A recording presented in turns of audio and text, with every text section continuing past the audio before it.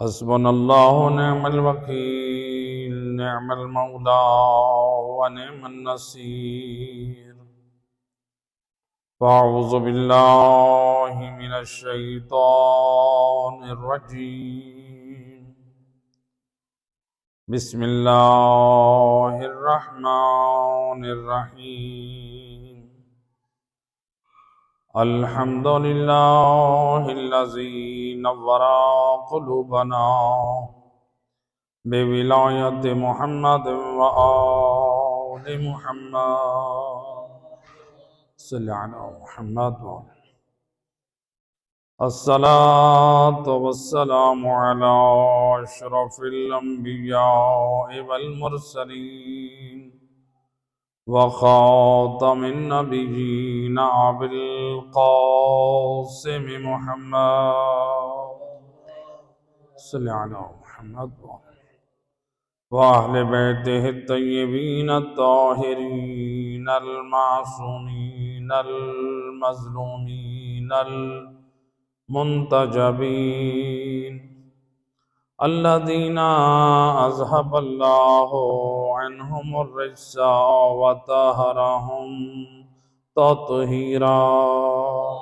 اللهم صل على ولعنة الدائمة على أعدائهم أجمعين من يوم ظلمهم إلى يوم الدين. أما بعد، فقد قال رسول الله صلى الله عليه وآله وسلم: إن فاطمة بضعة مني. صلوات پر محمد صلی اللہ علیہ. ارباب عزا، مجالس عزائے فاطمیہ میں ہماری ان مجالس عزا کا موضوع قرار پایا تھا جناب فاطمہ زہرا سلام اللہ علیہا کی پاک سیرت میں ہماری رسومات کی اصلاح، یعنی ہماری رسومات اور کردار فاطمہ. یقیناً ہر حبدار جناب زہرا کو اپنے عمل کرنے سے پہلے یہ دیکھنا چاہیے کہ یہ جو میں کام کرنے جا رہا ہوں، آیا یہ رسماً انجام دے رہا ہوں یا جناب زہرا کی سیرت کا کوئی نمونہ انجام دینے جا رہا ہوں. یعنی ہماری ذمہ داری جو بنتی ہے وہ یہ نہیں ہے کہ ہم کر کے اور پھر دیکھیں، بلکہ ہر کام کرنے سے پہلے انسان یہ دیکھے کہ جو کام کرنے جا رہا ہوں اللہ نے جن پاک ہستیوں کے پاک کردار کو ہمارے لیے نمونہ عمل قرار دیا ہے، کیا وہ ان کا پاک کردار ایسا ہے جس راستے کو میں اختیار کر رہا ہوں یا میں غلط سائٹ پہ جا رہا ہوں. تو لہٰذا حبدار فاطمہ یعنی جناب زہرا سے محبت کرنے والا، دیکھیں ہمارے ہاں عام طور پہ یہ بات لوگوں میں ہر ایک کہتا ہے کہ میں حبدار ہوں. تھوڑی کم کر دیں، صلوات پڑھ دیں محمد و اہل بیت. اللہ صلی علی. ہم میں سے ہر ایک کہتا ہے کہ میں حبدار ہوں، اور اپنی محبت پہ انسان بڑے بڑے ثبوت پیش کرتا ہے، اپنی محبت کو لوگوں کے سامنے پیش کرنے کے لیے بڑے بڑے دعوے کرتا ہے. ہم میں سے ہر ایک یہ تو تسلیم کرتا ہے میں حبدار فاطمہ زہرا ہوں، وہ تو یقیناً ہر ایک کہہ رہا ہے. اب حبدار کا کیا صرف یہی ذمہ داری ہے کہ جناب فاطمہ زہرا کی ذات سے محبت کریں؟ جب آپ حبدار فاطمہ ہیں، یعنی جناب زہرا سے محبت رکھنے والے ہیں، تو پھر محبت فاطمہ زہرا کا تقاضا یہ ہے جس چیز کو جناب زہرا پسند کریں وہ بھی ہماری پسند بن جائے. یعنی ہم خود کو کہواتے ہیں حبدار فاطمہ زہرا.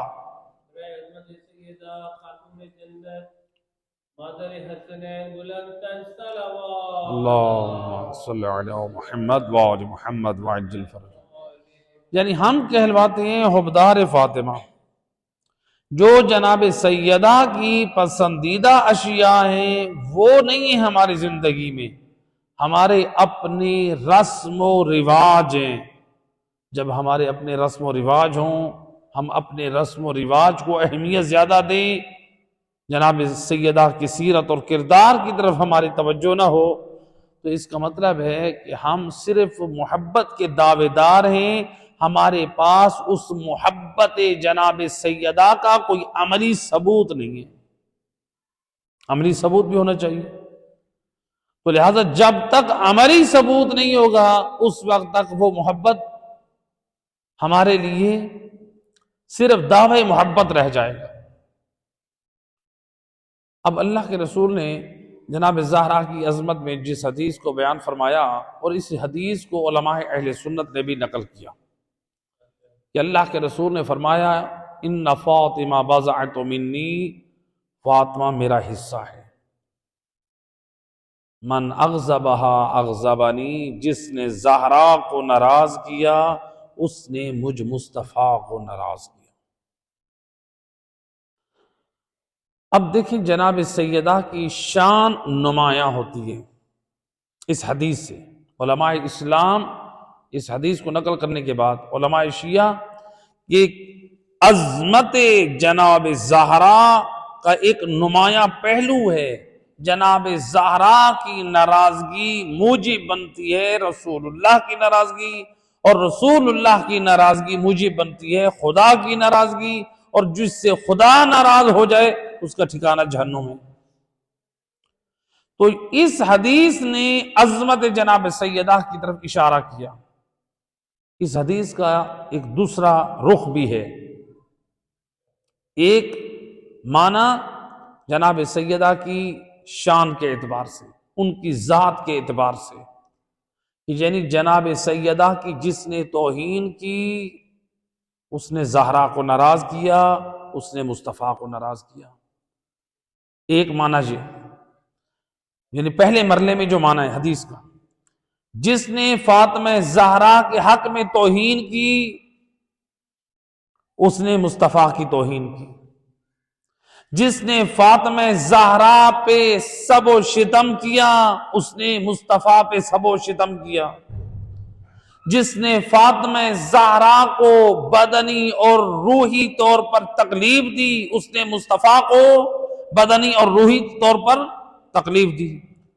جس نے فاطمہ زہرا کے حق کو، ان کے مال کو، کسی چیز کو نقصان پہنچایا، بیوی سے حق چھینا، بیوی کو تکلیف دی، اس نے مصطفیٰ کو تکلیف دی. یعنی اس حدیث کا ایک پہلو جناب زہرا کی ذات کے اعتبار سے، ان کی شخصیت کے اعتبار سے معنی کو بیان کر رہی ہے کہ جناب زہرا کو ناراض کرنا موجب بنتا ہے رسول اللہ کو ناراض کرنا، اور اس پر کسی مسلمان کو اعتراض کرنا بھی نہیں چاہیے. اس لیے کہ جب مومن کی عظمت کے بارے میں رسول اللہ نے فرمایا من عزا مؤمنا بغیر حق فقد ہدم مکہ وبیت المعمور 10 مرات. اللہ کے رسول فرماتے ہیں جو شخص کسی مومن کو ناحق تک اذیت دیتا ہے، اسے تکلیف پہنچاتا ہے، یہ شخص اس قدر مجرم اور گناہگار ٹھہرتا ہے، اسے اتنا گناہ ملتا ہے جیسے اس نے مکہ اور بیت المعمور کو 10 مرتبہ منہدم کیا. یعنی جو ایک مرتبہ مکہ کو، کعبہ کو منہدم کرے وہ کس قدر مجرم ہے. مومن کی عظمت اور شان دیکھیے، رسول اللہ فرماتے ہیں 10 مرتبہ مکہ اور 10 مرتبہ بیت المعمور کو منہدم کرنے کے برابر گناہ ہے۔ کس کو؟ مومن کو اذیت دینا۔ تو مومن کی شان نبی کیا بیان کر رہے ہیں کہ مومن کو اذیت دینے سے انسان اتنا گناہ کرتا ہے، گناہ اس کے نام اعمال میں لکھا جاتا ہے۔ اور جناب فاطمہ زہرا جسے رسول اللہ اپنا حصہ قرار دے رہے ہیں، مومن کی جب یہ شان، اور کسی مقام پہ رسول اللہ نے یہ فرمایا جو مومن کو تکلیف دیتا ہے، مومن سے جنگ کرتا ہے، وہ ایسی ہے جیسے وہ مجھ مصطفیٰ سے جنگ کے لیے تیار ہو جاتا ہے۔ ان مومن کی شان۔ اور سید رسول کی ایک اور حدیث بھی آپ نے فرمایا، جو شخص کسی مومن کو رسوا کرتا ہے خدا اس کو اس کے گھر میں ذلیل و رسوا کرتا ہے۔ ذرا دیکھیں مومن کی شان کے اعتبار سے مومن کو تکلیف دینا کتنا بڑا گناہ، مومن کو اذیت دینے اور رسوا کرنے کی سزا دنیا میں بھی مل جاتی ہے۔ اور حتیٰ کہ ہمارے پاس ایک روایت ہے امام علی رضا علیہ السلام سے، اللہم صلی علی محمد، اس میں امام اپنے سنہری کلمات میں امام نے طویل حدیث ہے، امام اس میں فرماتے ہیں من اسقط ولیا من اولیائی، جو شخص ہمارے دوستوں میں سے کسی کو ناراض کرتا ہے، جب کسی کو ناراض کرتا ہے تو امام علیہ السلام فرماتے ہیں جب ہمارے چاہنے والوں میں سے کسی کو یہ ناراض کرتا ہے تو کیا کرتے ہیں؟ امام فرماتے ہیں دعوت اللہ، تو میں امام رضا اس شخص کے حق میں بد دعا کرتا ہوں، لِيُعَذِّبَهُ فِي الدُّنْيَا اشد العذاب، اللہ مومن کو ناراض کرنے والے کو دنیا میں سخت عذاب دے اور آخرت میں اس کو خسارہ اٹھانے والوں میں سے قرار دے۔ یعنی مومن کی یہ شان اور یہ عظمت۔ تو جب مومن کی یہ شان ہے تو جب جناب فاطمہ زہرا جو سیدۃ نساء العالمین، عالمین کی عورتوں کی سردار ہے، بلکہ بعض جو روایات میں لفظ مومنین کا بھی کلمہ استعمال ہوا ہے، جناب فاطمہ زہرا صرف مردوں کی سردار نہیں بلکہ مردوں پہ بھی جناب فاطمہ زہرا سردار ہے۔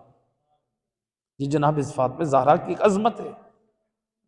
لہذا کوئی یہ نہ سمجھے جناب فاطمہ زہرا کی پاک سیرت جو ہے وہ فقط عورتوں کے لیے نمونہ عمل ہے، نہ، بلکہ ہمارے وقت کے امام کا وہ قیمتی جملہ جو آپ نے اپنی توقیع میں بیان کیا، فی ابنت رسول اللہ لی اسوۃ حسنہ، بنت رسول فاطمہ زہرا کے پاک کردار مجھ امام زمان کے لیے نمونہ عمل ہے۔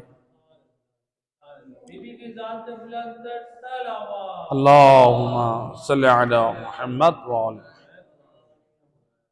لہذا یہ کوئی نہ سمجھے کہ جناب سیدہ کا یہ جو کردار ہے یہ صرف عورتوں کے لیے نمونہ عمل ہے، بلکہ مردوں کے لیے بھی نمونہ عمل ہے۔ تو اب مومن کی شان، مومن کا مقام جب یہ ہے تو جناب فاطمہ زہرا جو سید و سردار ہیں، جو بضعت رسول ہیں، ان کی عظمت و شان رسول اللہ کی نگاہ میں کیا ہے؟ جیسے کہ روایت میں ملتا ہے کہ بی بی عائشہ نقل کرتی ہیں کہ جب رسول اللہ گھر میں ہوتے، دروازے پہ دستک ہوتی تو سید الرسل دوڑ کر جلدی سے دروازے کی طرف جاتے، رسول دروازے کی طرف جلدی سے جاتے، دروازہ کھولتے، کیا کرتے؟ جناب فاطمہ زہرا کا استقبال کرتے، استقبال اس طرح سے کرتے کہ جناب سیدہ کے ہاتھوں کا بار بار بوسہ لیتے، ایک مرتبہ نہیں، بار بار بوسہ لیتے، اور پھر انہیں اس مقام پر بٹھاتے جہاں سید رسول بیٹھے ہوتے، گویا امت تک اپنی زوجہ کی زبانی بتانا چاہتے ہیں، پیغام پہنچانا چاہتے ہیں، اے دنیا والو فاطمہ زہرا کی قدر کرنا، یہ وہ بی بی ہیں جس کی تعظیم مصطفیٰ یوں کرتے ہیں اپنی مسند پہ بٹھا دیتے ہیں۔ جہاں رسول اللہ بیٹھے ہیں وہاں فاطمہ زہرا کو بٹھانا پسند کرتے ہیں، وہاں پر۔ اللہ اکبر۔ تو بی بی عائشہ کہتی ہیں کہ میں نے کہا کہ یا نبی اللہ، آپ کو کیسے پتہ چل جاتا ہے؟ آپ کے دروازے پہ فاطمہ زہرا آئی ہیں؟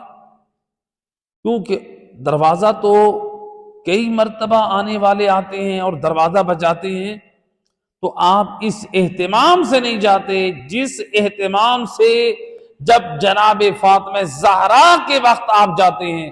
تو اس وقت سید رسول لسان وحی سے فرماتے ہیں، اے میری زوجہ عائشہ، جب فاطمہ زہرا اپنے گھر سے نکل کر آنے لگتی ہے تو خدا ایک ملک کو بھیج کر خبر دیتا ہے، اے میرا حبیب دروازے پہ جا، میری کنیز زہرا آ رہی ہے۔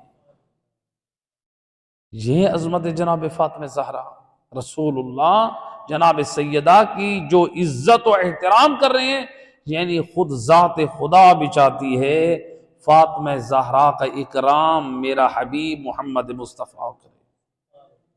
ایک صلوات پڑھ دے محمد و اہل بیت اللہ۔ تو لہٰذا جب جناب سیدہ کی یہ شان، تو جناب فاطمہ زہرا کو غضبناک کرنا ایسا ہے کہ رسول اللہ کو ناراض کرنا۔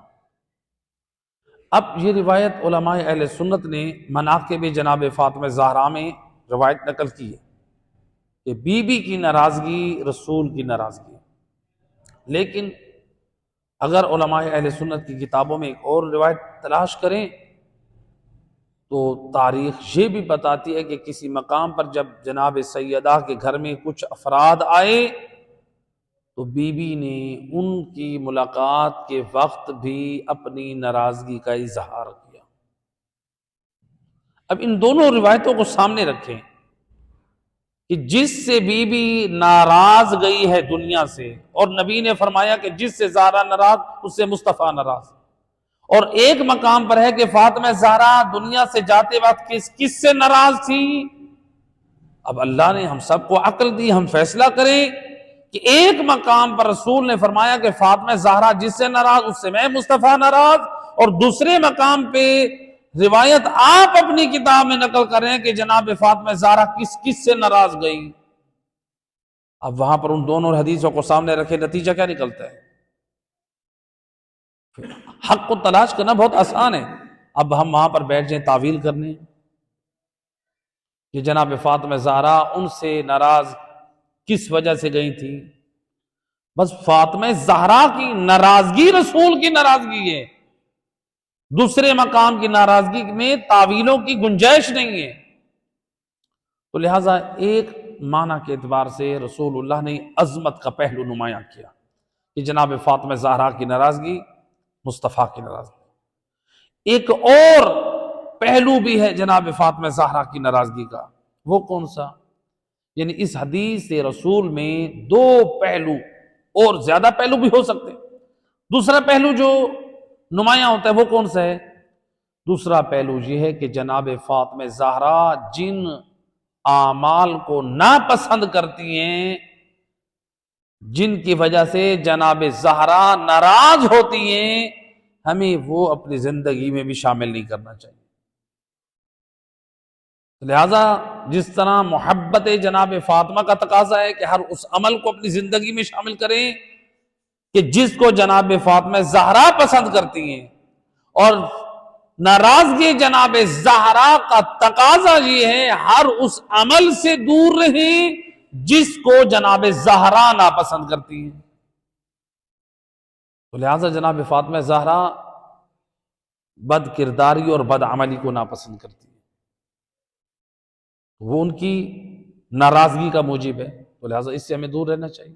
اس لیے سیرت جناب فاطمہ زہرا سلام اللہ علیہ میں ایک واقعہ ملتا ہے کہ مدینہ میں ایک مرتبہ کچھ خواتین جناب زہرا کی ملاقات کے لیے آئیں۔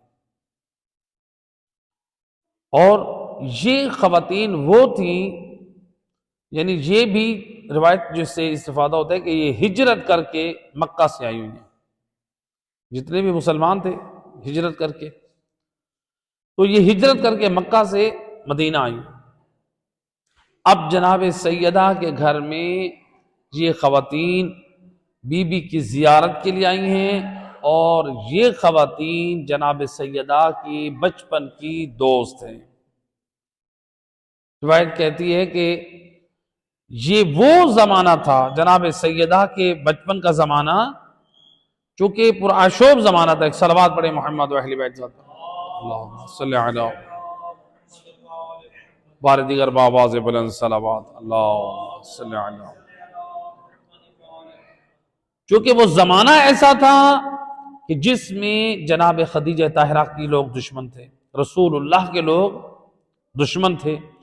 تو اس زمانے میں جو بچیاں تھیں وہ جناب فاطمہ زہرا کے ساتھ کھیلنے کے لیے آ جاتی تھی۔ اب اس مشکل وقت میں جو آپ کی دوست بنی، آج جناب فاطمہ زہرا کے گھر میں جناب سیدہ کی زیارت کے لیے آئی ہیں، تو جناب سیدہ ان کے درمیان بیٹھی ہیں، اور یہ خواتین گفتگو کرتے کرتے انہوں نے اپنی محفل میں کسی کی غیبت کرنا شروع کر دیا۔ تو روایت کا جملہ ہے جناب سیدہ فوراً اس محفل سے اٹھ کھڑی ہوئی اور آپ جلدی سے کمرے میں جا کر بیٹھ گئی۔ اور خواتین نے پہلے تو دیکھا کہ یہ سمجھا کہ شاید جناب سیدہ کسی کام کے لیے، کسی حاجت کے لیے اندر گئی ہیں، لیکن جب دیکھا کچھ دیر گزر گئی ہے تو ایک مرتبہ کسی نے کہا کہ یا سیدہ، کیا ہمارا آنا آپ کو ناپسند ہے؟ ہم آپ کی زیارت کے لیے آئی ہیں، اور آپ ہمارے پاس بیٹھنے کی بجائے کافی دیر سے آپ حجرے میں تشریف فرما ہیں۔ اس وقت جناب سیدہ فاطمہ زہرا اپنے بابا کے علم کی وارث بی بی، اپنے بابا کے پاک کردار کی وارث بی بی، آئے تطہیر کی وارث بی بی فرماتی ہیں، میں نے اپنے بابا سے سنا تھا، فرماتے تھے فاطمہ جان، جس مقام پر، جس محفل میں مومن کی یا مومنہ کی غیبت ہو، وہاں سے دور اس طرح سے بھاگنا جیسے انسان مردار کی بدبو سے دور بھاگتا ہے۔ لہذا تمہاری محفل میں ایک مومن کی برائی ہو رہی تھی، وہ محفل نہ میرا رب پسند کرتا ہے، نہ میرا بابا محمد مصطفیٰ پسند کرتے ہیں، اس لیے میں تمہاری اس محفل کو پسند نہیں کیا۔ اب دیکھیں ذرا جناب سیدہ کا کردار دیکھیں، بچپن کی سہیلیاں ہیں، بچپن کی دوست ہیں، اور دوست بھی ایسی ہیں کہ جب پورا مکہ دشمن ہے، یہ جناب سیدہ کی دوست ہیں، اور وہ بی بی کی زیارت کے لیے آ رہی ہیں، تو بی بی نے یہ نہیں دیکھا یہ میری دوست ہیں، بلکہ بی بی نے اپنے سامنے اللہ کے دین اور اپنے بابا کی شریعت کو سامنے رکھا، بتا دیے ہماری نگاہ میں معیار دوستیاں اور رشتہ داریاں نہیں ہیں، بلکہ ہماری نگاہ میں معیار حق ہے تو اللہ کا دین ہے، میرے بابا کی شریعت ہے۔ تو لہٰذا جناب سیدہ کی یہ سیرت ہمارے لیے نمونہ عمل ہے۔ تو جس سے یعنی حدیث کا جو دوسرا پہلو ہمارے لیے کیا واضح ہوا، پہلا پہلو کہ جناب سیدہ کی ناراضگی ان کی ذات کو کسی اعتبار سے، مالی اعتبار سے، جسمی اعتبار سے، ان کو لسانی اعتبار سے، کسی طرح سے ان کو تکلیف دینا یہ حرام، ناراض کیا تو مصطفیٰ کو ناراض کیا۔ دوسرا پہلو جناب فاطمہ زہرا جن اعمال کو ناپسند کرتی ہیں وہ بھی ناراضگی کا موجب ہیں۔ تو اس روایت میں جناب فاطمہ زہرا نے اپنے عمل سے اس پہلو کو بھی اجاگر کر دیا۔ کوئی یہ نہ سمجھے کہ میں فاطمہ زہرا جس سے اپنے کسی اور خصوصیت اور اپنی شان کے حوالے سے ناراض ہوں تو میرے بابا ناراض ہیں، بلکہ اگر تمہارے اندر بدعمالیاں اور بد کرداریاں ہوئیں تو میں فاطمہ زہرا تب بھی ناراض ہوں۔ اور اپنے عمل سے جناب سیدہ نے بتایا، صلوات پڑھ دے محمد و اہل بیت صلی اللہ۔ تو لہٰذا تو یہ دوسرا پہلو ہے جناب فاطمہ زہرا کی۔ اب جناب فاطمہ زہرا جب یہ دوسرا پہلو بھی ہمیں سمجھا رہی ہیں کہ ناراضگی خدا کی نافرمانی میں بھی وہ میری ناراضگی کا موجب بن سکتا ہے۔ اب جناب فاطمہ زہرا نے عملاً ہمیں جو پیغام دیے، چونکہ ہمارا موضوع تھا ہماری رسومات اور جناب فاطمہ زہرا کا پاک کردار، تو جب جناب فاطمہ زہرا اپنے گھر کا ماحول ایسا بنا رہی ہیں کہ اپنے گھر میں یعنی حرام کام کا انجام دینا پسند نہیں کر رہی، بتائیں اب ہمارے گھروں کا ماحول کیسا؟ جناب فاطمہ زہرا جس گھر میں امام حسن اور امام حسین، بی بی زینب عالیہ اور بی بی ام کلثوم، اگرچہ امام حسن اور امام حسین معصوم ہیں لیکن تربیت جناب فاطمہ زہرا اس طرح سے ایسے گھر میں کر رہی ہیں جہاں پر کوئی بھی حرام کام کا انجام دینا جناب فاطمہ زہرا کو پسند نہیں، تو لہٰذا جناب فاطمہ زہرا نے گھر کے ماحول میں بتا دیا کہ ماں کا کیا کردار ہے، باپ کا کیا کردار ہے، جو گھر میں یہ ضروری نہیں ہے کہ ہم یہ کہیں کہ صرف ماں کا کردار کیا ہونا چاہیے، باپ کی ذمہ داری صرف کمانا نہیں ہے، جو عام طور پہ یہ کہہ دیا جاتا ہے کہ باپ تو اس کی ذمہ داری صرف کمانا ہے اور یہ تربیت صرف ماں کی ذمہ داری ہے، یہ بات غلط ہے۔ ائمہ اہل بیت کی پاک سیرت میں نمونے موجود ہیں، خود معصومین نے بھی تربیت کی ہے اور تربیت پہ زور دیا ہے، اور گھر کی خواتین نے بھی تربیت کی ہے، اور جناب فاطمہ زہرا کے گھر میں جو تربیت عملاً جو دی جا رہی تھی، ذرا دیکھیں کس انداز سے، اور قرآن کی وہ آیت مجیدہ اس کے اوپر عملاً پیغام قرآن دے رہے ہیں کہ دیکھو کہ اس آیت مجیدہ کو فراموش نہ کرو۔ قرآن مجید کی آیت مجیدہ، یا ایھا الذین آمنوا قوا انفسکم واہلیکم نارا، اے ایمان والو خود کو اور اپنی آل اولاد خاندان کو جہنم کی آگ سے بچا لو۔ تو یہاں پر خطاب یہ ایمان والوں کو بتا دیا، اے ایمان والو اس بھول میں بھی نہ رہنا کہ ایمان لانے کے بعد تم کامیاب ہو گئے ہو، نہیں، تمہاری کامیابی تب ہوگی جب تم ان اعمال سے بھی اجتناب کرو جو تمہیں جہنم میں لے جانے کا سبب بنے۔ تو صرف ایمان کافی نہیں ہے، اگر ایمان کافی ہوتا جنت میں جانے کے لیے تو اللہ سبحانہ وتعالیٰ آگے والی بات نہ کرتا، قوا انفسکم واہلیکم نارا، جہنم سے اپنے آپ کو بچاؤ اور اپنی اولاد کو بھی بچاؤ۔ تو اس کا مطلب ہے کچھ اور آپ کو کرنا ہے۔ اب جناب فاطمہ زہرا جس گھر میں رہ رہی ہیں، کیا تربیت کر رہی ہیں، کس انداز سے تربیت کر رہی ہیں بچوں کی تربیت میں، حالانکہ بچے ہیں امام حسن، بچے ہیں امام حسین علیہ السلام، دو معصوم ہیں، دونوں معصوم ہیں، دونوں امام ہیں، آئیں جناب فاطمہ زہرا نے کیسی تربیت کی، اور ہم اپنی تربیت کو دیکھیں اور جناب فاطمہ زہرا کی تربیت کو دیکھیں، اور پھر اپنے رسم و رواج اور اپنے گھروں کے ماحول کی اصلاح کریں جناب فاطمہ زہرا کی پاک کردار۔ کیسے؟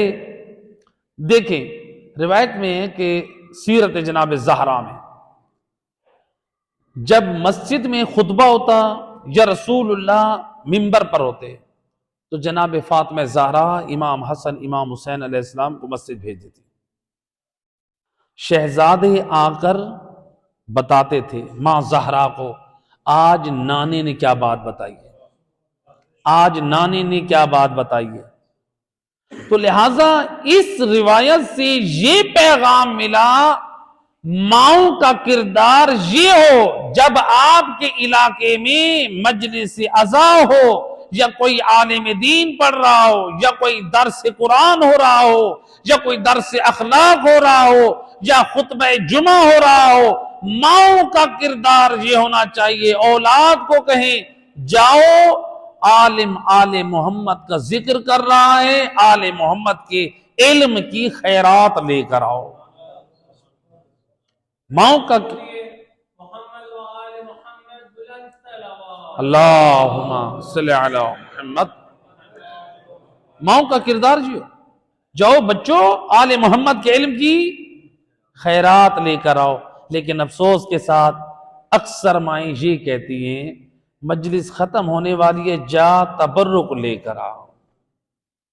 اور پھر بتائیں جب ماؤں کی یہ فکر ہو، ایسی صورت میں ہماری اولاد، ہمارے بچے مسجد میں، امام بارگاہ میں، درس میں، مجلس میں، خطبہ جمعہ میں، پھر وہ واعظ و نصیحت علم کی خیرات کے لیے نہیں بلکہ تبرک کے لیے آئیں گے، اور پھر جہالت اور گمراہی ان کا مقدر ٹھہرے گی. کیونکہ ماؤں نے شعور دیا نہیں، باپ نے سمجھایا نہیں کہ جاؤ جا کر مجلس سے استفادہ کر کے آؤ، خطبہ جمعہ سے استفادہ کر کے آؤ، درس اخلاق سے استفادہ کر کے آؤ، درس قرآن سے استفادہ کر کے آؤ. جب والدین نے شعور نہیں دیا، ہم نے اولاد کو یہی شعور دیا ہے تبرک لے کر آؤ، خود بھی کھاؤ اور ہمیں بھی کھلاؤ. تو اولاد پھر تبرک لینے اور دینے تک ہی رہ جائے گی، آل محمد کی پاک سیرت پہ پھر عمل کے لیے تیار نہیں. تو لہٰذا جناب فاطمہ زہرا، کیا مسجد نبوی تبرک بانٹے جاتے تھے؟ جناب زہرا کہتی ہوں جاؤ میرا بیٹا حسن اور حسین تبرک بانٹنے والا ہے، جاؤ جلدی سے لے کر آؤ، ہمارے گھر میں فاقہ ہے. کبھی سنا کسی عالم سے؟ کوئی روایت میں پڑھا ضعیف سے ضعیف میں؟ اللہ اکبر. جاؤ جو وحی کے پیغام میرے بابا منبر سے سنا رہے ہیں ذرا لے کے آؤ، میں زہرا بھی سننا چاہتی ہوں. کس قدر پاک تربیت کر رہی ہے. اور یہاں تک نہیں بلکہ تاریخ گواہ ہے اور خود قرآن گواہ ہے. جناب فاطمہ زہرا اور امیر المومنین علیہ السلام جب نبی خطبہ جمعہ دیتے تھے، خود جناب سیدہ اور مولا علی خطبہ جمعہ سننے کے لیے بیٹھ جاتے تھے. جناب فاطمہ زہرا پردے میں بیٹھتی اور امیر المومنین سامنے بیٹھتے، اور حسن و حسین امام کے ساتھ بیٹھتے، نانے کے سامنے بیٹھ کر خطبہ جمعہ سنا جاتا. امام حسین کی ایج کتنی تھی اس وقت؟ 5 سال. اور امام حسن مجتبی علیہ السلام کی یعنی 7 سال سے کم تھے، 5.5 سال یا مختلف 1-2 ماہ اوپر کر کے جو روایات میں، یعنی 7 سال سے کم، 6 سال سے کم شہزادوں کی عمر ہے، عمر مبارک ہے 6 سال سے کم دونوں کی. اب بتائیں وہ معصوم شہزادے کس قدر توجہ سے سنتے ہیں نانے کی باتوں کو. اور فقط یہاں تک نہیں، یعنی اس روایت میں جو قرآن مجید کی آیت مجیدہ ہے سورہ جمعہ، آپ سنتے ہیں ہر جمعہ کو کہ آخری آیت مجیدہ میں اللہ سبحانہ و تعالیٰ فرما رہا ہے، صلوات پڑھے محمد و اہل بیت ذات پر.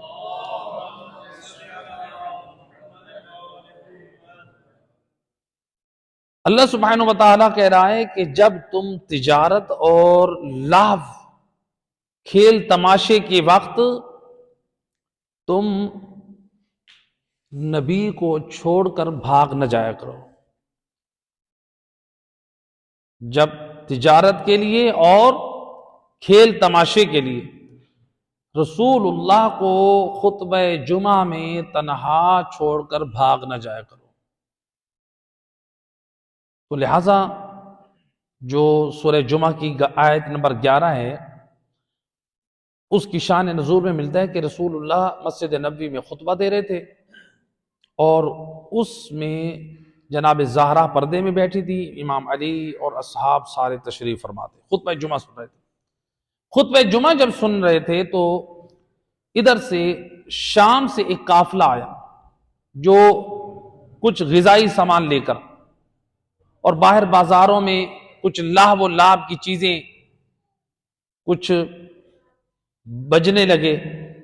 اب یہ جو نبی کے خطبے میں بیٹھے تھے وہ اٹھ کر دوڑے اور جا کر سامان ختم نہ ہو جائے اس کو مال کو ترجیح دی، مادیت کو ترجیح دی. تو لہٰذا اللہ سبحانہ و تعالیٰ نے پھر اس آیت مجیدہ میں متنبہ کیا وَإِذَا رَأَوْا تِجَارَةً أَوْ لَهْوًا انفضوا. تو لہٰذا متنبہ کیا کہ تم رسول اللہ کو تنہا خطبہ دیتے چھوڑ کے دوڑ نہ جایا کرو۔ اب تاریخ گواہ ہے کہ جب اس آیت مجیدہ کا جو شان نزول بیان ہوا ہے، کیا ہوا، 12 افراد یا 8 آدمی نبی کے خطبے میں بیٹھے رہے اور باقی افراد نبی کو تنہا چھوڑ کر بھاگ گئے۔ آج لوگ ہم سے یہ بھی سوال کرتے ہیں کہ آپ جو ہے وہ اصحاب نبی کے اوپر بات کرتے ہیں، تو یہ قرآن نے جو بات کی ہے،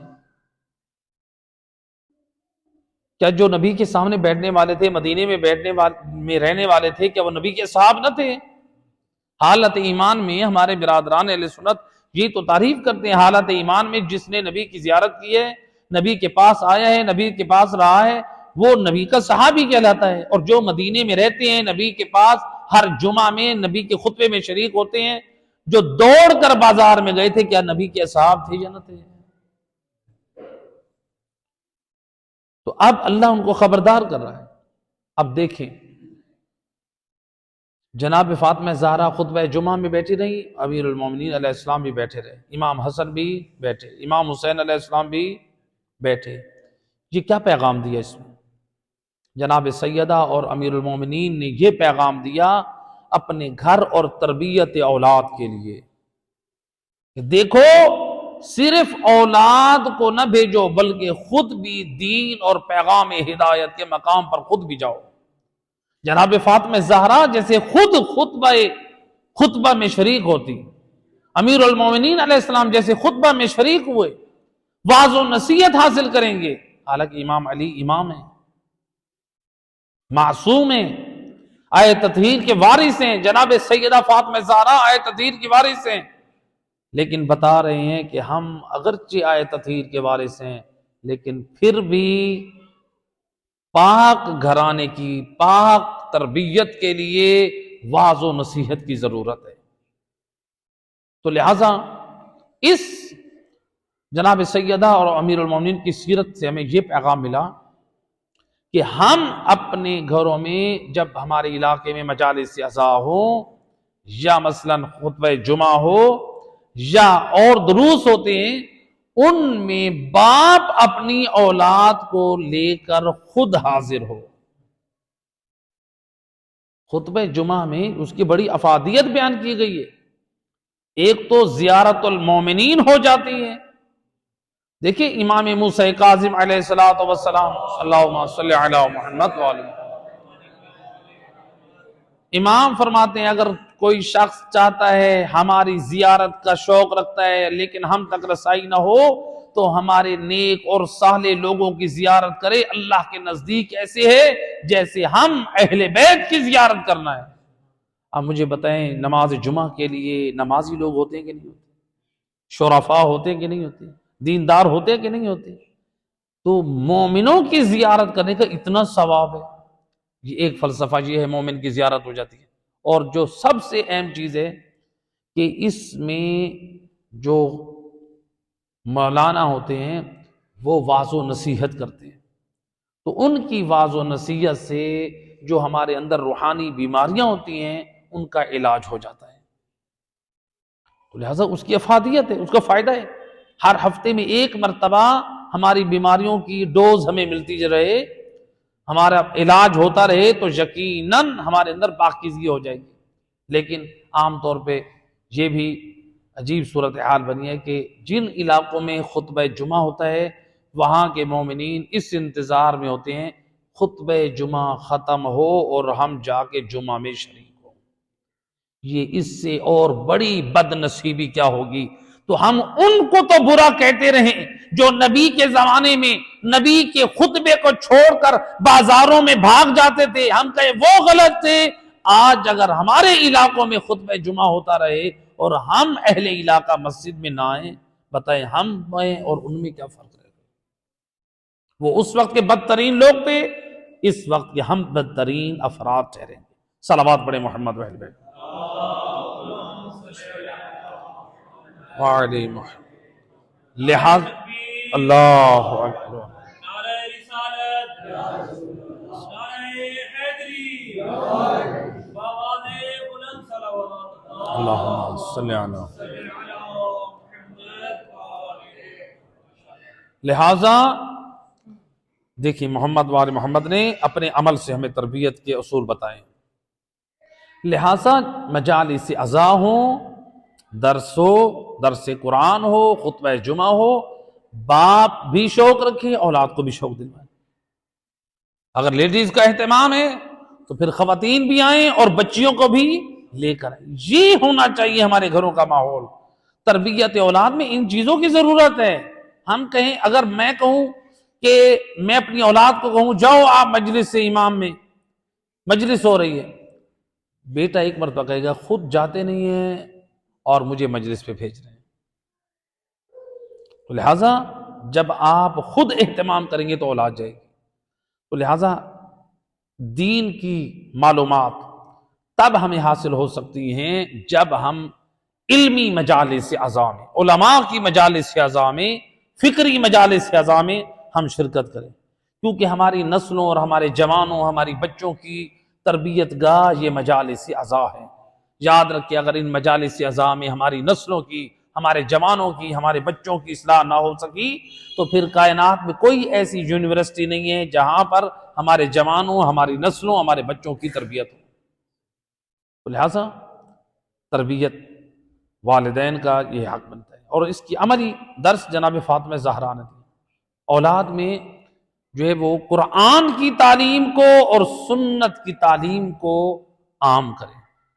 اور متاسفانہ ہم اپنی اولاد کی جو ہے وہ دنیاوی تعلیم کی طرف جو ہے بڑی فکر رکھتے ہیں کہ ہمارا بچہ اچھے اسکول میں پڑھے، اچھے کالج میں پڑھے، اچھے یونیورسٹی میں پڑھے. اسلام منع نہیں کرتا، آپ پڑھائیں اچھے اسکول میں، اچھے کالج میں پڑھائیں، اچھی یونیورسٹی میں پڑھائیں، لیکن جہاں اس کو دنیا کے اعتبار سے اعلیٰ تعلیم یافتہ بنانا چاہتے ہیں وہاں پر ان کو قرآن سب سے عظیم کتاب کی تعلیم بھی دلوائیں، ان کو سنت کے نمونے بھی ان کو سکھلوائیں. سنت جو ہے رسول اللہ کی سنت، تو یہ اگر ہماری نسل اور ہماری اولاد میں یہ پاک کردار نہیں، قرآن نہیں، سنت رسول نہیں ہے. یاد رکھیں کتنے ایسے پڑھے لکھے نوجوان ہوتے ہیں جو پی ایچ ڈی تو کر جاتے ہیں، انہیں بولنے کا سلیقہ نہیں ہے، ان کے پاس اچھا اخلاق نہیں ہے، والدین پہ جسارت کرتے ہیں، ماں باپ پہ یہ توہین کرتے ہیں. کیا وجہ ہے؟ وہ اعلیٰ ڈگریاں تو حاصل کر چکا ہے جو کبھی دین آل محمد کی تعلیم کے لیے وقت نہیں دیا، نہ ماں باپ نے بھیجا، اس لیے آج وہ اپنے ماں باپ کے سامنے اونچا بولتا ہے. لہٰذا یہ والدین برابر کی شریک رہتے ہیں. تربیت دیکھیں کیسے، اور امام علی اور جناب فاطمہ زہرا نے کیسی تربیت کی. اللہم صلی علی محمد وعلی. تربیت کا کیسے اولاد میں کبھی فرق نہ کریں. عام طور پہ اولاد میں فرق کیا جاتا ہے، اولاد میں فرق کریں گے تو ان کے درمیان حسد پیدا ہوگا. اگر کوئی اولاد نے کوئی اچھا کام کیا ہے اس کو علیحدہ میں اس کی اس اچھائی اور بھلائی اور خیر کی شاباش دیں، یا اگر بچوں کے سامنے کرنا بھی ہے تو ان کو یہ سمجھائیں کہ ماشاءاللہ آپ لوگوں سے بھی یہی توقع ہے، آپ سب مجھے پیارے ہیں، تاکہ دوسروں کی دل شکنی نہ ہو. تو سب کے ساتھ جو ہے وہ آپ کا برتاؤ ایک جیسا ہونا چاہیے. اولاد اگر یہ کہے کہ میرے ساتھ فرق کیا جا رہا ہے، اس کو زیادہ پیار دیا جا رہا ہے، تو اولاد والدین سے بھی نفرت کرتی ہے اور پھر وہ اپنے ان بہن بھائیوں سے بھی نفرت اور حسد کرتی ہے جس سے ہم نے ان کے درمیان فرق ڈالا. اور اس کا بہترین نمونہ جناب سیدہ کی سیرت میں ملتا ہے، روایت میں ملتا ہے. روایت مشہور ہے، روایت اس میں پیغام صرف آپ تک پہنچانا ہے کہ ایک مرتبہ امام حسن اور امام حسین علیہ السلام نے اللہم صلی علی محمد وعلی محمد وجل، آپ نے 2 تختی لکھی، ہر امام نے ایک ایک تختی تحریر فرمائی. جب تختیوں کو تحریر کیا، لکھ کر خوش خط لے کر آئے رسول اللہ کی خدمت میں. ہمارے پاس 2 طرح سے روایتیں یہ موجود ہیں کتابوں میں. رسول اللہ کے پاس وہ تختی لے کر آئے، نانا آپ فیصلہ کریں کہ اس میں سے بہترین تختی کس کی ہے. اب سید الرسل نے جب یہ دیکھا کہ میرے دونوں نواسے تختیاں لکھ کر لائے ہیں، اگر میں ایک کی تختی کو پسند کرتا ہوں تو دوسرے کی تکلیف، اور دوسرے کی اگر تعریف کرتا ہوں تو پہلے کو تکلیف، تو لہٰذا یہ شان مصطفیٰ کے لائق نہیں ہے اپنے دین کے ورثاء کو میں تکلیف پہنچاؤں۔ اللہ اکبر۔ رسول اللہ فرماتے ہیں جاؤ اپنے بابا علی کے پاس جاؤ۔ اب علی مولا کی خدمت میں آئے، بابا یہ بتائیں، فیصلہ کریں ہمارے درمیان سب سے اچھی تحریر کس کی ہے؟ اب نبی جس کے بارے میں فرما چکے انا مدینۃ العلم وعلی بابھا، میں علم کا شہر ہوں، علی اس کا دروازہ ہے، دنیا والے اپنی مشکلوں کے حل کے لیے علی کے دروازے پہ آئے، آج علی بھی فیصلہ کرنے میں پریشان ہے۔ اللہ اکبر۔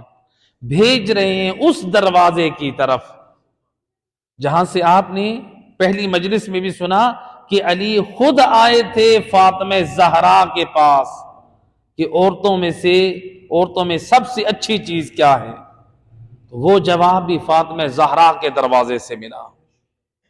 دنیا کو مشکل کا حل ملتا ہے علی کے دروازے پہ، اور علی اپنی مشکل کی حل کے لیے بھیج رہے ہیں حسن و حسین کو فاطمہ زہرا کی خدمت۔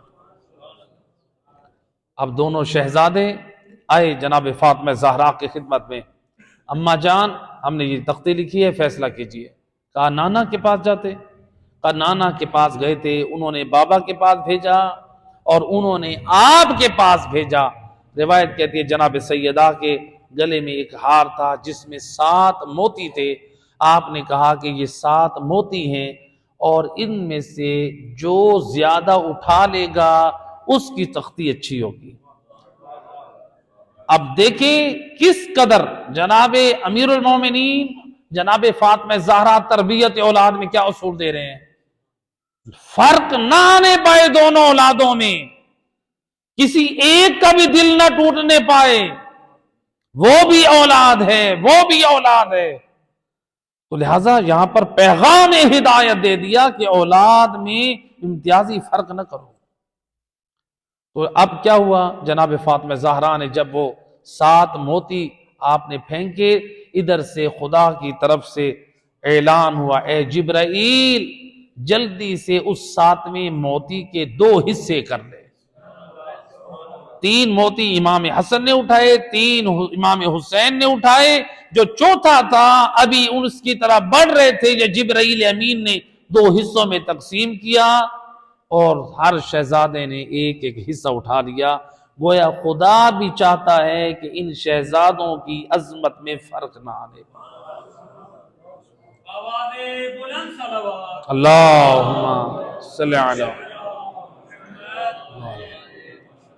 لہذا اولاد میں محبت کے ساتھ ان کے احترام کو ملحوظ رکھتے ہوئے ان کی تربیت کریں۔ اگر ہم فرق کریں گے ظاہری بات ہے تو پھر اولاد جو ہے وہ حسد کا شکار ہو جاتی ہے، اولاد پھر نفرت کا شکار ہو جاتی ہے۔ اسی طرح سے ملتا ہے کہ جناب سیدہ نے دیکھی کس قدر عظیم تربیت ان کے گھر میں کیسے ہوئی۔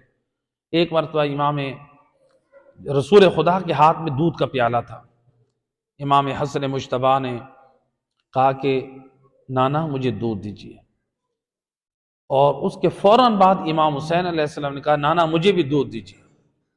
اب روایت ہے کہ رسول اللہ نے وہ دودھ کا پیالہ امام حسن علیہ السلام کو دے دیا۔ جناب سیدہ فرماتی ہیں بابا آپ کو میرے حسین سے پیار نہیں ہے، آپ نے حسین کو چھوڑ دیا ہے، وہ چھوٹا ہے، آپ نے حسن کو مقدم کیا ہے۔ فرماتے ہیں فاطمہ جان مجھے حسن بھی پیارا ہے، مجھے حسین بھی پیارا ہے، لیکن یہاں میں نوبت کا خیال کر رہا ہوں، باریک کا خیال کر رہا ہوں، جس نے پہلے سوال کیا ہے اس کا حق بھی پہلے بنتا ہے۔ تو لہذا تربیت اولاد میں رسول اللہ نے کتنا عظیم پیغام دے دیا کہ آپ یعنی جو پہلے جس کا تقاضا ہو اس کی حاجت کو پورا کیا جائے، اور اس روایت کی بدولت ہماری بڑوں کی بھی بہت زیادہ اصلاح ہو جاتی ہے۔ کتنے مقامات پہ لوگ جاتے ہیں بینک میں مختلف جگہوں پہ لائنیں لگی ہوتی ہیں، ہوتے کہ نہیں ہوتے؟ اور کچھ لوگ ان صفوں میں صفیں توڑ کے خود آگے گھس جاتے ہیں۔ تو رسول اللہ نے کیا بتایا؟ یہ حق تلفی ہے، صف اپنی باری کا انتظار کریں، اپنی باری کا انتظار کریں۔ ایسا نہ ہو کہ آپ دوسروں کا حق تلف کر کے، اور ہم نے اس چیز کا مشاہدہ جب قم المقدس میں اللہ نے ہمیں توفیق دی تھی، 2 سال ہم رہے ہیں، تھوڑا زیادہ اس میں رہے ہیں، تو وہاں پر ہم خود جو مشاہدہ کیا تھا، آیت اللہ محمد جواد تبریزی، یعنی آیت اللہ سستانی کے بعد جو فل عالم جن کا نام آیا تھا آیت اللہ جواد تبریزی تھے۔ تو اس وقت ان کو یا اور فقہا کو ہم خود میں نے مشاہدہ کیا تھا کہ روٹی کی دکان پہ وہ صف میں کھڑے ہوتے تھے، دکاندار جو ہے وہ ان کے بارے میں ملتا ہے کہ جب دکانداروں نے کئی مرتبہ کہا کہ آپ ان کا نہیں، یہ میرے سر پہ امامہ ہے، میں منصب اجتہاد پر ہوں، اس کا مطلب یہ نہیں ہے میں ان لوگوں کا حق تلف کر کے میں آگے آ جاؤں۔ اللہ اکبر، صلوات پڑھ دے محمد و اہل بیت اللہ صلی اللہ علیہ وسلم۔ لہٰذا ماں باپ کی ذمہ داری بنتی ہے اپنی اولاد کو رغبت اور شوق دلائیں۔ مجالس ازاں ہوں، جب بھی مجالس ازاں ہوں، علماء پڑھنے والے ہوں، اہل علم پڑھنے والے ہوں، درس قرآن کا اہتمام ہو، خطبہ جمعہ ہو، تو اس میں اپنی نسلوں کو، اپنی اولادوں کو بھیجیں اور خود بھی اہتمام کریں، تب جو ہے ہمارے گھر کا ماحول جو ہے وہ پاکیزہ ہو سکتا ہے۔ اور اگر ہم لوگ نے لاپرواہی سے کام لیا تو ظاہری بات ہے پھر ہم کسی اور طرف چلے جائیں گے، پھر ہماری اولاد، ہماری نسل جو ہے جب علماء کے قریب نہیں آئے گی تو پھر اس کا نقصان ہوگا۔ ہمارے ایک دوست بتا رہے تھے کہ ایک مرد مومن دبئی میں کسی زمانے میں پاکستان کے مشہور ترین خطباء ان کے گھر مجلس عزا پہ، سالانہ مجلس پہ جاتے تھے، ہر سال بڑے بڑے خطباء جاتے تھے، لاکھوں روپے یعنی ان کو ہدیہ نیاز دیا جاتا۔ اب یہ فیملی شفٹ ہو گئی کہاں پہ؟ امریکہ میں۔ یہ فیملی دبئی سے امریکہ شفٹ ہوئی۔ وہ جو مومن مجھے بتا رہے تھے کہ وہ ان کی یہ فیملی دوست تھی، وہ کہنے لگے کہ قبلہ بہت پریشان ہے والدین، ان کے لیے کوئی حل بتائیں۔ کیا پریشانی ہے؟ کہا کہ جب امریکہ میں پہنچے تو وہاں پر ان کو تبلیغی جماعت والوں نے اس جوان کو اپنے قریب کیا اور ان کو بتایا کہ دیکھو تم شیعوں میں یہ شیعہ لوگ جو ہے یہ نماز نہیں پڑھتے، شیعہ لوگ جو ہے یہ روزہ نہیں رکھتے، شیعہ لوگ جو ہے یہ بد کردار ہوتے ہیں، شیعہ لوگ یہ فلاں ہوتے ہیں۔ اب وہ بچہ اور جوان جس گھر میں تھا عزاداری کے حوالے سے تو ماشاءاللہ بہت خوش تھا، پاکستان کے نامور بڑے بڑے خطباء جاتے تھے وہاں مجلس امام حسین پڑھنے کے لیے، مجلس تو پڑھ آتے تھے، ذکر تو کر آتے تھے، لیکن کبھی عمل کی بات نہیں کر آتے تھے، کبھی دین کی بات نہیں کر آتے تھے۔ اور وہ بتا رہے تھے کہ مذہبی طور پہ اتنا متشدد تھا وہ جوان کہ اپنی گاڑی کا نمبر 5 12 کے علاوہ رکھتا ہی نہیں تھا۔ لیکن جب امریکہ پہنچا ماحول کا اثر ہوا، جب اس کو اس طرح سے بہکایا گیا کہ دیکھو شیعہ مذہب میں تو لوگ بے نمازی ہوتے ہیں، بد کردار ہوتے ہیں، روزہ خور ہوتے ہیں، اس نے جو ماحول گھر میں دیکھا اس نے سمجھا کہ شاید یہ جو مجھے مس گائیڈ کر رہے ہیں شاید یہ حق کر رہے ہیں۔ اس نے اپنے گھر کا ماحول دیکھا تھا، واقعی اس کا باپ بے نمازی، اس کی ماں بے نمازی، ہاں بالکل بات تو صحیح کر رہے ہیں، گھر میں روزہ نہیں رکھتے تھے، یہ بھی روزہ نہیں رکھتا تھا۔ وہ نوجوان یا مذہب اتنا متشدد تھا یا پھر یہ ہوا کہ وہ مذہب آل محمد کو خیر باد کہہ کر وہ غیروں کے در پر جا کر غلام بنا، اور والدین پریشان ہیں کیا کریں ہمارا بیٹا کسی طرح ہمارے پاس آ جائے۔ تو بہرحال میں نے یہی کہا کہ اس میں قصور والدین کا ہے۔ ٹھیک ہے آپ نے مجالس عزا تو کرائیں، مجالس عزا کریں، ثواب ہے، فرش عزا کا بچھانا باعث اجر ہے، باعث بخشش ہے، ہماری بخشش اور نجات کا وسیلہ ہے یہ فرش عزا۔ لیکن یاد رکھیں ان مجالس عزا میں جہاں ذکر آل محمد کرتے ہیں، ہم گریہ کرتے ہیں، وہاں پر ایسے افراد کو لے کر آئیں جو ہماری نسلوں اور ہمارے بچوں کی تربیت کر کے جائیں، تاکہ ہمارے بچے آل محمد کے مذہب پر، ان کی تعلیمات پر رہ کر کچھ سیکھ سکیں اور اپنے مذہب کا دفاع بھی کر سکیں۔ تو لہٰذا مجالس عزا علمی ہوں، فکری ہوں، اصلاحی ہوں، تب ہماری نسلوں کی اصلاح ہو سکتی ہے۔ اور دیکھیں اس میں جہاں یہ تھا کردار جناب فاطمہ زہرا کا اولاد کی تربیت میں، وہاں پر جناب فاطمہ زہرا نے وہ تربیت دی ہے جناب زینب عالیہ کو، اتنی پاک تربیت دی ہے کہ بی بی زینب عالیہ یعنی جیسا کہ روایت میں ملتا ہے کہ 4 سال کی تھیں جب ماں کا جنازہ اٹھا۔ ایک روایت کے مطابق کہ امیر المومنین نے دیکھا نا کہ رونے کی آواز آ رہی ہے بی بی کے جنازے کے نیچے، کون ہے؟ یہ زینب۔ حالانکہ روایت جو نقل کی جاتی ہے کہ بی بی کے سر پہ ردا ہے۔ بی بی فاطمہ زہرا کی تربیت دیکھیے، 4 سالہ بچی ماں کے جنازے کے ساتھ جانا چاہتی ہے، سر پہ ردا اوڑھ لی ہے۔ اللہ اکبر، اجرکم علی اللہ زدہ۔ 4 سالہ بچی، یہ ہے ماں کی تربیت، سر پہ ردا اوڑھ لی ہے۔ لیکن امیر المومنین نے جب دیکھا ایک مرتبہ رک گئے، روک دیا۔ 4 سالہ بچی، سر پہ ردا ہے، علی سے یہ برداشت نہیں ہے، زینب ماں کے جنازے کے ساتھ گھر سے باہر نکلے۔ اجرکم علی اللہ زدہ۔ ایام فاطمیہ بس 2 دن کی مہمان ہے نبی کی بیٹی، اجرکم علی اللہ زدہ، 2 دن کی مہمان ہے۔ عزادارو، دنیا میں جو دستور ہے، جب کوئی یتیم ہوتا ہے نا تو یتیم کے سر پہ ہاتھ رکھنے کے لیے دنیا والے آتے ہیں، اور اگر بیٹی ہو تو رشتہ دار اس کے سر پہ چادر بھی رکھتے ہیں، اس کے سر پہ ہاتھ بھی رکھتے ہیں، آ کر تعزیت بھی کرتے ہیں۔ رسول تو بتا کر گئے ہیں کہ جب کسی کے ہاں وفات ہو تو اس کو جا کے تعزیت کرو۔ اور حتیٰ کہ روایت یہاں تک ملتی ہے، رسول فرماتے ہیں اگر کوئی کسی مصیبت اور عذاب والے گھر میں جا کر کسی کو افسوس کرتا ہے، اس کو ایسے ثواب ملتا ہے جیسے اس نے مجھے میرے فرزند ابراہیم کی تعزیت کی ہے۔ کیا یہ مسلمانوں نے نبی کی زبان سے نہیں سنا ہوا تھا کہ کسی مسلمان کو تعزیت کرنے کا کیا ثواب ہے؟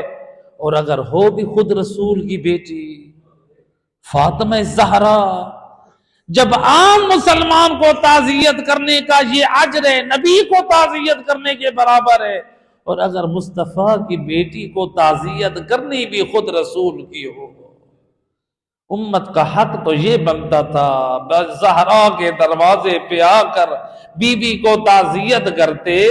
لیکن روایت کہتی ہے مسلمان آئے ضرور ہے تعزیت کرنے کے لیے، لیکن انداز کچھ عجیب ہے، کسی کے ہاتھ میں آگ ہے، کسی کے ہاتھ میں لکڑیاں ہیں، کسی کے ہاتھ میں رسی ہے، کسی کے ہاتھ میں خاردار جھاڑیاں ہے۔ یہ تعزیت کا کوئی نیا انداز ہے۔ او فاطمہ زہرا کے دروازے پہ جلتا دروازہ گر گیا۔ آیت اللہ وحید خراسانی فرماتے عزادارو، جب یہ مسلمان خانے بطول میں داخل ہونے لگے، بطول زمین پر ہے اور دروازہ بطول پر ہے، 50 مسلمان اور دروازے کے اوپر سے جا رہے ہیں۔ اجرکم علی اللہ، ہے روایت کہتی ہے یا بنت رسول، ہے زخموں میں چور چور. ایک مرتبہ ہے بی بی نے خود کو سنبھالنا چاہا یا ایک مرتبہ سنبھالنا چاہا. روایت کی ہے علامہ کاشی نجفی نے یا بی بی نے خود کو سنبھالا. ایک لعین نے آگے بڑھ کر والا تمعلا غدے، اور بی بی کے رخساروں پہ جسارت کی. عزاداروں میرے چھٹے امام فرماتے ہیں اور رونے والوں اور مارنے والے کا تماچا اور اس زور سے تھا حتی قطعت کرتیہا، اور بی بی کی بالیاں ٹوٹ کر زمین پر جا گری. اجرکم علی اللہ، عزاداروں روایت کہتی ہے ہائے بی بی کی بالی ٹوٹ کر جا پہ زمین پہ جا گری. اجرکم علی اللہ، اے اللہ کے رسول فرماتے ہیں مسلمانوں کبھی حیوان کے منہ پہ نہ مارنا، اور وہ خدا کی تسبیح کرتا ہے. اور میں کہوں گا یا رسول اللہ، اور آپ نے تو حیوانوں کے منہ پہ مارنے سے منع کیا، اور ذرا آئے دیکھے اس دروازے پہ اور جہاں آپ آئے تطہیر کی تلاوت کرتے اے وہاں زہرا کے منہ پہ تماچے. اجرکم علی اللہ، اجرکم علی اللہ. زادارو روایت کہتی ہے اور ظالم کا تماچا اس زور سے تھا اور بی بی کی آنکھ میں اور سیاہی اور سرخی کا نشان پڑ گیا. اجرکم علی اللہ. زادارو روایت کہتی ہے مسلمانوں نے کیسا اجر رسالت دیا. اے زہرا کو پرسہ دیتے اور زہرا کو تعزیت کرتے. روایت کہتی ہے جناب سیدہ غشی کے عالم میں یا مسلمانوں نے علی کی گردن میں رسی ڈالی یا ادھر سے جناب سیدہ اٹھی آواز دیا فضا سلدینی الہ صدر کے، اے فضا آؤ اور مجھے اپنے سینے کا سہارا دے، اور میرا ماسر شہید ہو گیا. الا لعنت اللہ علی القوم الظالمین وسيعلم الذين ظلموا